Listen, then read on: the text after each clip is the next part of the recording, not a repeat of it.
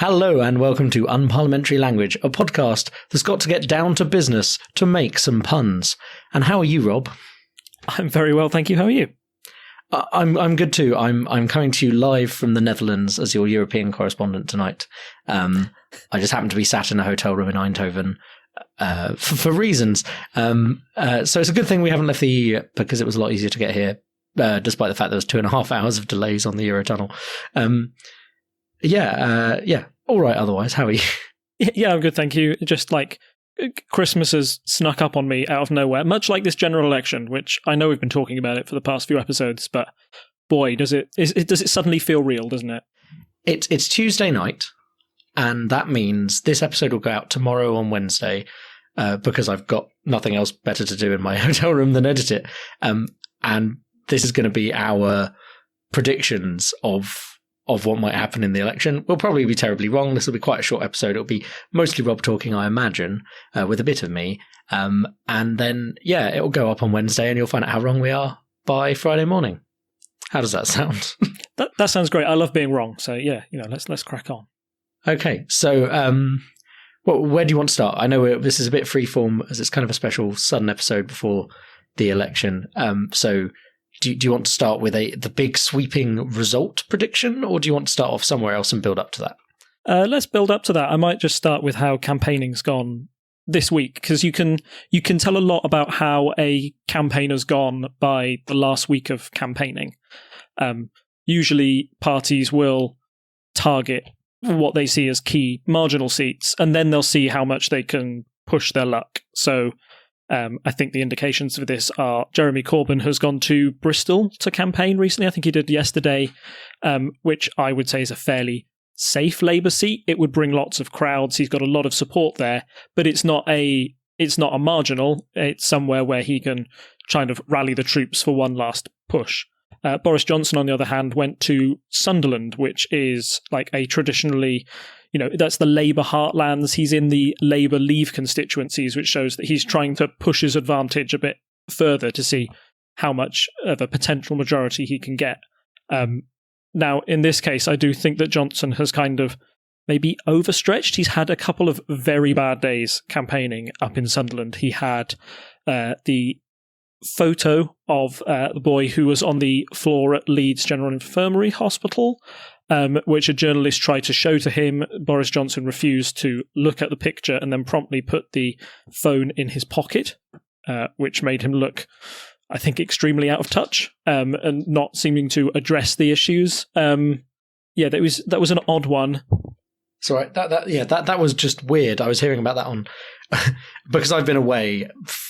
Maybe foolishly, maybe correctly, on holiday for about 5 days, ignoring anything to do with the election. I came back and I had a solid slog of about 6 Brexit casts to get through, and that was up there as a very weird soundbite.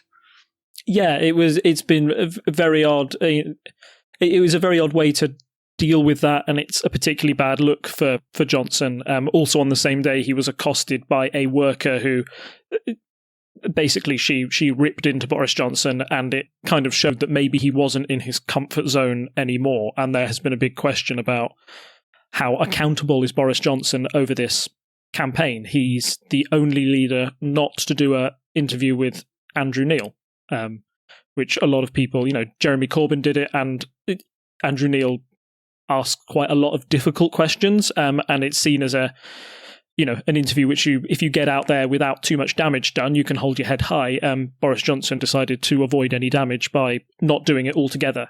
Andrew Neil, in response, empty-chaired Johnson for about 3 minutes after he interviewed Nigel Farage, basically saying, I would have shown this. So, there's a lot of question about integrity and trust in this election, and I feel on these points Boris Johnson is losing some ground over the past few days. I do think that the Conservative campaign has stalled in momentum somewhat, but I fear it may be too little too late to change the overall result of the general election. It was interesting to see, talking about that, there was a polls discussion that went up. I can't remember which website it was on, but if you look at the polls, Labour have had an equivalent surge to 2017. But the problem for them is that the Conservatives haven't also slumped. So they're kind of marching in lockstep with people going away from the other parties. And it's become very much a two-horse race, as I think we'd already touched on. Yeah, certainly. I think, I can't remember if I mentioned this last time, but in 2017, the Conservatives had a leader who had a bad campaign from the start, and it stuttered all the way out while Labour gained momentum. In this one, at least, the Conservatives have been able to have some traction at the start, and certainly the tactics of the Brexit Party and not standing candidates against them and then seemingly to fade into nothingness has only helped the Conservative Party to maybe, bump a bit more than we expected. I think when this campaign started 6 weeks ago, we thought, there's a chance that the Brexit Party could really mess this up for the Conservatives. But that hasn't materialised at all. Instead, we're seeing a message from quite a few celebrities online. I think the one that's been most prominent in the past few days is Hugh Grant, who, if you haven't had a chance to see it, look up his reaction to Boris Johnson's Love Actually style video that he released. So Boris Johnson did that scene in Love Actually where he appears at the door and does the cardboard things, and does the cardboard signs and says, Boris Johnson did one of those, and Hugh Grant said, it was interesting that Boris Johnson didn't hold up the one sign that said, it's important to tell the truth at Christmas. And Hugh Grant has been, I know. And Hugh Grant has been campaigning for both Labour and the Lib Dems in constituencies, saying it's really important to vote tactically here to try and keep the Conservatives out. And I think that's a sign of where the campaign is for the major parties at the moment. The Conservatives feel that they have a chance to win the election. Labour and the Lib Dems feel that there's a chance to maybe cause another hung parliament.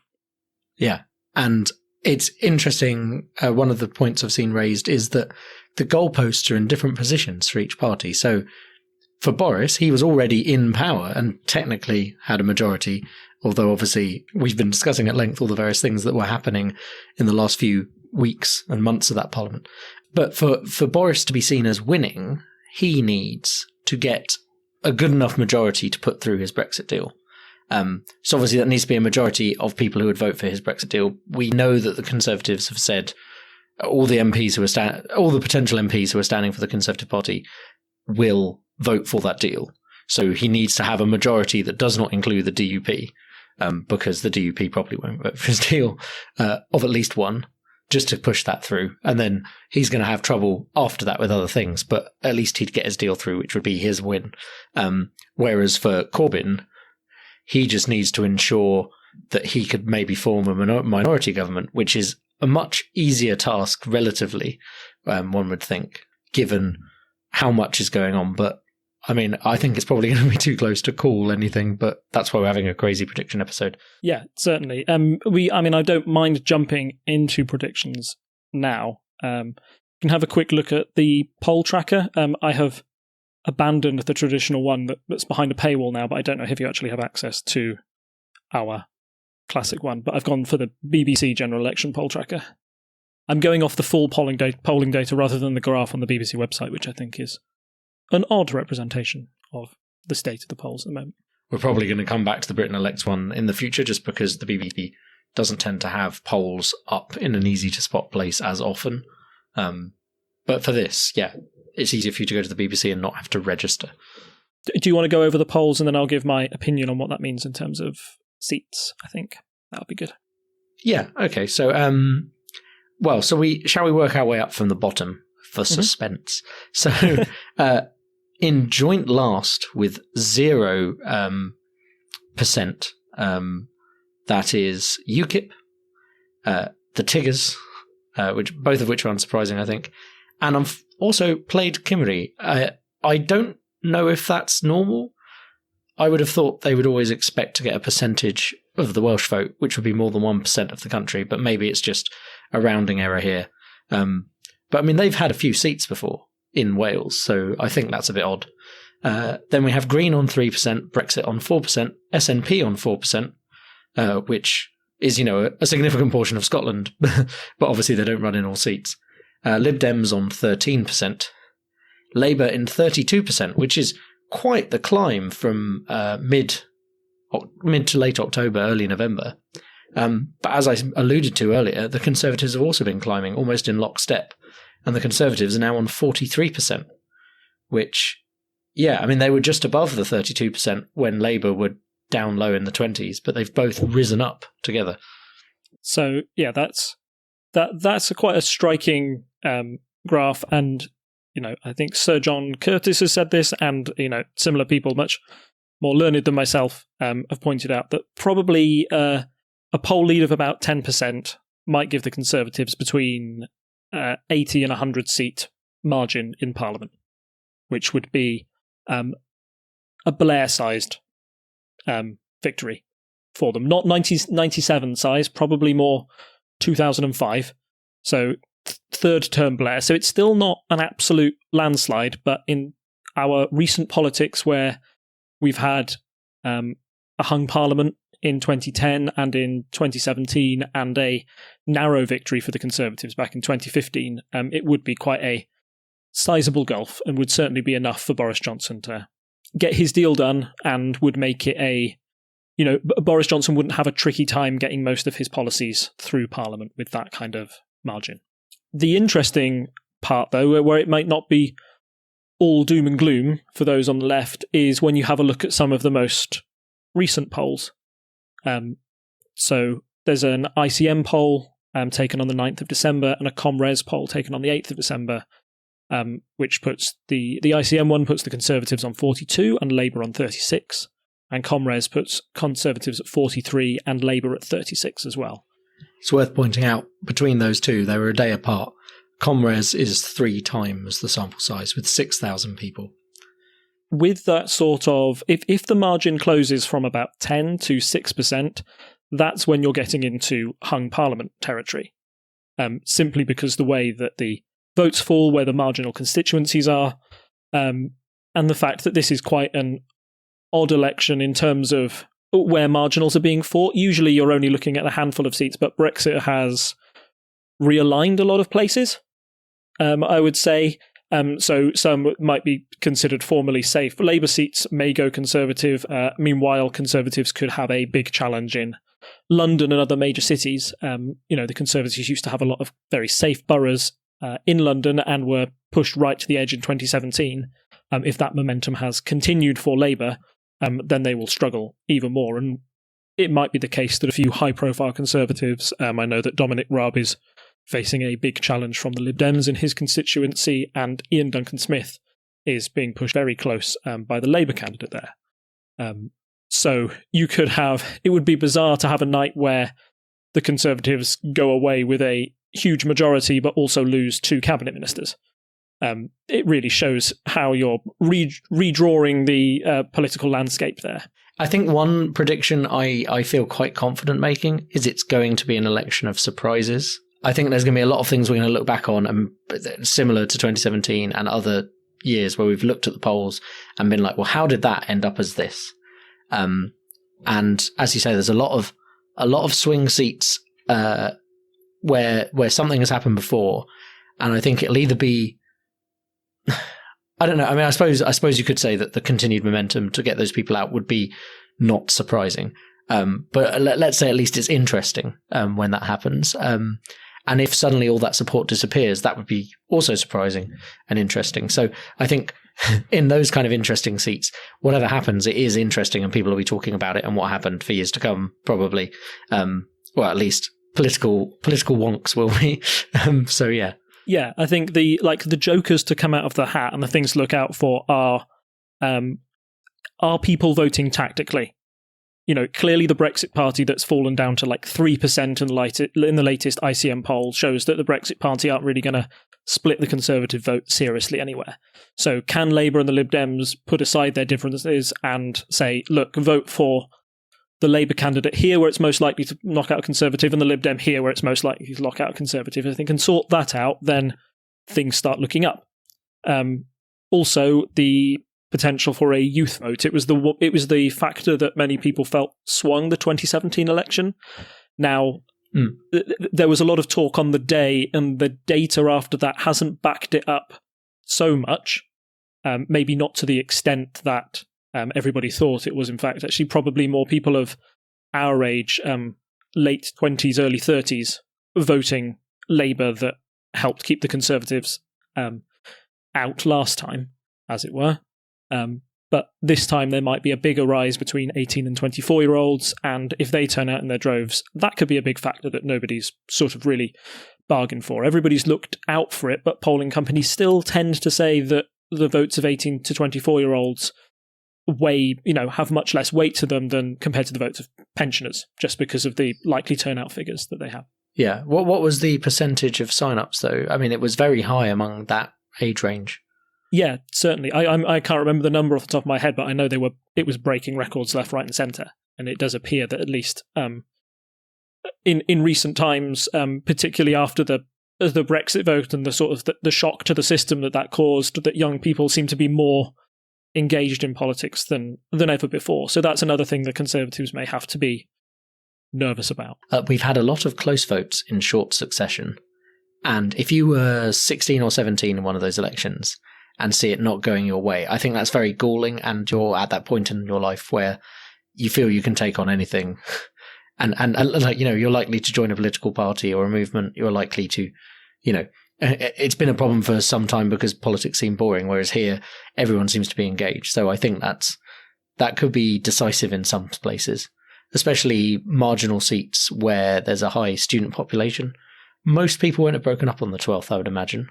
They'll probably have a week left of uni. Yeah, I think that was one big fear, wasn't it? That was right at the time when universities were breaking up. But I think most of those fears have been put to one side, or at least they hope that everybody's got sorted. There was quite a lot of information out there before saying, hey, you can choose to vote in your home constituency or the constituency where your university is. You just need to choose which one. So, fingers crossed. The youth vote is able to turn out in their droves and make a big impact on this election.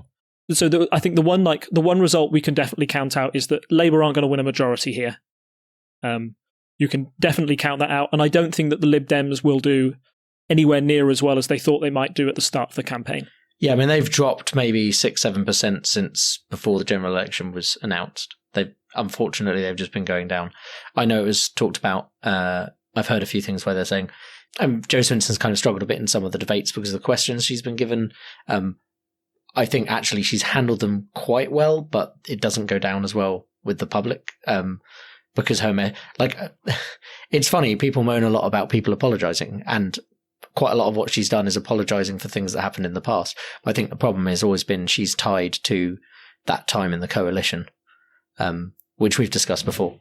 Yeah, and the Lib Dems have a very small pool of people to draw from, and I don't think there's a single one that they could have that isn't linked to that time in the coalition. I think you could point to anybody in the Lib Dems and say, oh, they voted this way in the coalition, or, oh, they used to be a Tory, because remember, they used to have lots of people who literally crossed the House from the Conservatives to the Lib Dems, and even some people who have joined from Labour as well. I think they can say, oh, they voted for this or that austerity policy or voted with that for the last Conservative government, because they tend to be the politicians that have been around longer. So they have suffered from that. And again, in an election where I feel that the likely outcomes are either a Conservative majority or a hung parliament, if you want to try and keep a Conservative out in your constituency, then you can't afford a possible wasted vote on a Lib Dem candidate to boost their their vote share nationally, but not turn that into an MP. A lot of people are, when you're forced to tactically vote, you're forced to put those concerns aside and say, okay, I'm going to hold my nose and I'm going to vote for this candidate who I might not 100% agree with, but it's the best chance of keeping out the thing I really, really don't want. And I think it is interesting these kind of things where they go and interview a group of people, you never know exactly who's in the room. And I think the one on the latest election cast was a group of Scottish voters. So I imagine their viewpoints will be quite different from, say, a rural English constituency. But there were definitely several people who were like, yeah, no, they're like, is anyone considering tactical voting? Several people were like, well, yes, because I would probably have voted this way, but I don't want the Conservative getting in, or I don't want such and such getting in.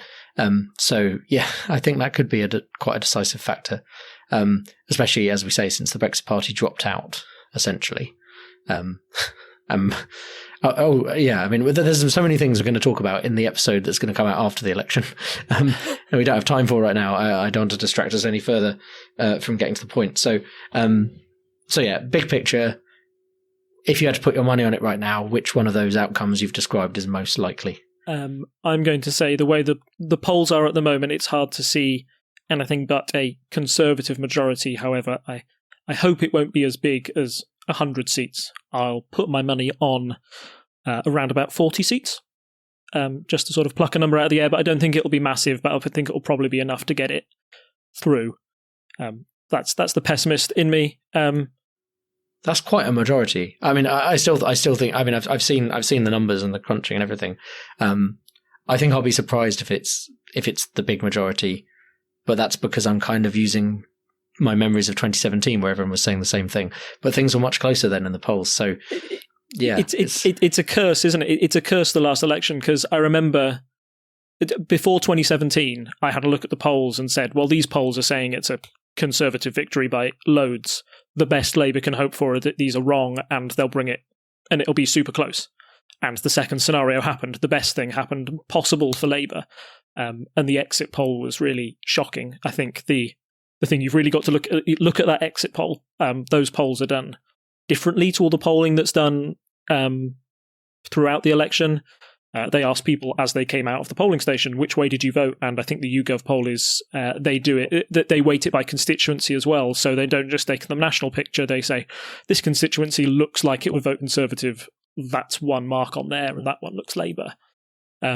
So that's been proven to be, I think in the last few elections, it's proved to be incredibly accurate. It predicted that David Cameron would win in 2015 when a lot of people expected a hung parliament. And in 2017, people couldn't quite believe their ears when they said it was a hung parliament for Theresa May, because people were expecting her to win by 100-odd seats. And then the results just kept rolling in through the night, and it became a reality. It'll be, I don't know, are you planning to stay up for the election coverage? I was going to ask you this as well. So I'm getting back from the continent probably on Thursday. I will definitely be able to vote. I know that much. I refuse to stay out longer because I have to vote because I don't have a postal vote this year because I was not intending to be abroad. I'm going to be hanging out with some colleagues and then coming home. I will probably stay up and see the exit poll. I know they discuss these strategies on various shows that I listen to. I think probably the best strategy is wait up for the exit poll, essentially take that as read and try and get to sleep on whatever that, makes you think about the country, and then wake up in the morning and see if it agrees, because otherwise you're just sitting there waiting for new data to come through, and it's really tough. If I was doing an event, like if I was with you or something, that'd be a bit different. And maybe for less snap elections in the future, we could arrange to do something like that and it'd be quite fun, but we weren't expecting this to be now, and it's not a good time for us to be in the same place. I think I'll wait up for the exit poll and then try and force myself to go to sleep. And if I find myself staying awake, racked with worry, then I'll turn on the TV and watch a few more minutes of it. Yeah, I'll do the same. It's the exit poll comes at about 10, and then try and go to sleep with that on your conscience. And then usually, as it was with Brexit, as it was with Trump, just wake up in a cold sweat around about 2:30, hoping that the poll was wrong or what was right, and then watch in horror as everything rolls in. I took a very depressed bath at 3:30 in the morning on the night Trump won the election. So, something like that. Wake up, have some whiskeys, go back to bed. There you go. Yeah, that's an image all our listeners wanted. Me in the bath at 3:00 in the morning, listening to American radio as everything went in. But anyway, that's my advice for the election. Fingers crossed it'll be a good one. Like you say, like we've said, it might be a night full of surprises. So even the exit poll might throw up some random ones. In 2017, there was a constituency in Scotland which was won by the SNP by 2 votes. So there's places like that where you'll be, they'll go right down to the wire, and you probably won't find out those until the morning. I think the last thing I want to say is, where do we go from here? What happens with the result of each outcome? I think is something that I've tried to think about or consider. I think if the Conservatives win a massive majority, they'll get Brexit done, or whatever Boris Johnson's phrase is. They will put through his deal before Christmas, and all go to Christmas and say, "Tally ho, well done, chaps! We've done it. We've broken the deadlock." Then there might be a lot of soul searching for the next 5 years as reality starts to bite. I don't know how. I think Boris has kind of thrived off the chaos of Brexit and the election, and there might be a lot of people voting for him just because they think it provides an end to the situation. Get Brexit done is a slogan that says, I just want this off the table and I want to focus on something else. With that gone, then people are kind of forced to look at the National Health Service and the state of things and what's happened to austerity over the past 9 years, which is, a tougher question for the Conservatives to ask. So that's one thing to consider. So if that was the eventual result, then it might not be a calming down of politics in particular, and Boris might find he has quite a tough time in the Houses of Commons if he's unable to get a handle on those things. If a hung parliament happens, then I think we can see a lot of haggling, coalitions between, Labour, the Lib Dems, and the SNP. There'll be the power three that will have to get something through. It'll mean a tumultuous time in British politics. And I think, it'll mean that, unfortunately, I think I've loved Labour's policies this election. That's, me putting my personal stamp on it. But if they're in a hung parliament, they won't be able to enforce all those policies because they'll have coalition partners who will try and water them down slightly in some way. So Labour will hope to be the ones to bring in Labour's best case scenario is there is a hung parliament, they do the second referendum and a second Brexit deal, and that's the other way that Brexit goes away. If there's another referendum and people vote to remain in the EU, then you might see another general election called and Labour hope to get a majority there. I don't know. There's lots of ways that, everything can go. I didn't see us coming down this path in 2017. But yeah. No, I think trying to speculate beyond the election itself is tricky. I think that the purpose of this episode is, what do we think is going to happen in an election? You're saying about 40 seats majority. I'm going to give a slightly more positive hope and go for it is another, maybe it's a slight majority. Obviously I know I want it to be, which is not a majority for the Conservatives, but let's assume it's going to be a slight Conservative majority, less than 40. I feel like I'm basing that on 2017, but the polls aren't the same. So we'll have to see what happens over the next few days. Thank you for joining me, Rob. Thanks for giving your quick opinions on that. I've got to shoot off. I've got a booking in the hotel restaurant now. Cool. So, okay, yeah. sorry. Yeah, no, it's fine. I've got to shoot off. It's fine. And we'll finish there. And yes. So until Friday, it's good night from me. And it's good night from him. Bye. Bye. Bye. Bye. Bye.